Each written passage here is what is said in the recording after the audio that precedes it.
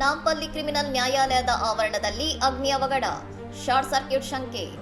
ಹೈದರಾಬಾದ್ನ ನಾಂಪಲ್ಲಿ ಕ್ರಿಮಿನಲ್ ನ್ಯಾಯಾಲಯದ ಆವರಣದಲ್ಲಿ ಸೋಮವಾರ ಇದ್ದಕ್ಕಿದ್ದಂತೆ ಬೆಂಕಿ ಕಾಣಿಸಿಕೊಂಡಿದ್ದು, ಅಲ್ಲಿನ ಸಿಬ್ಬಂದಿ ಮತ್ತು ಸಂದರ್ಶಕರಲ್ಲಿ ಭಾರೀ ಆತಂಕ ಉಂಟಾಗಿದೆ.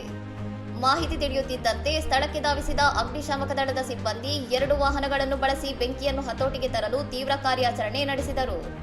ಪ್ರಾಥಮಿಕ ವರದಿಗಳ ಪ್ರಕಾರ ವಿದ್ಯುತ್ ಶಾರ್ಟ್ ಸರ್ಕ್ಯೂಟ್ ಬೆಂಕಿಗೆ ಕಾರಣವಿರಬಹುದು ಎಂದು ಶಂಕಿಸಲಾಗಿದ್ದು, ಹೆಚ್ಚಿನ ತನಿಖೆಯಿಂದ ನಿಖರ ಕಾರಣ ತಿಳಿಯಲಿದೆ ಎಂದು ಅಧಿಕಾರಿಗಳು ಮಾಹಿತಿ ನೀಡಿದ್ದಾರೆ. ಅದೃಷ್ಟವಶಾತ್ ಈ ಘಟನೆಯಲ್ಲಿ ಯಾವುದೇ ಸಾವು-ನೋವು ಅಥವಾ ಗಾಯಗಳಾಗಿರುವ ಬಗ್ಗೆ ವರದಿಯಾಗಿಲ್ಲ. ಅಗ್ನಿಶಾಮಕ ಸಿಬ್ಬಂದಿಯ ತ್ವರಿತ ಕಾರ್ಯಾಚರಣೆಯಿಂದ ಬೆಂಕಿ ಮತ್ತಷ್ಟು ಹರಡುವುದನ್ನು ತಡೆಯಲಾಗಿದ್ದು, ಪರಿಸ್ಥಿತಿ ಇದೀಗ ಸಂಪೂರ್ಣ ನಿಯಂತ್ರಣದಲ್ಲಿದೆ. ಇದು ಪ್ರಗತಿಯಲ್ಲಿರುವ ತನಿಖೆಯಾಗಿದ್ದು, ಹೆಚ್ಚಿನ ವಿವರಗಳು ಲಭ್ಯವಾದಂತೆ ಮಾಹಿತಿ ನವೀಕರಿಸಲಾಗುವುದು.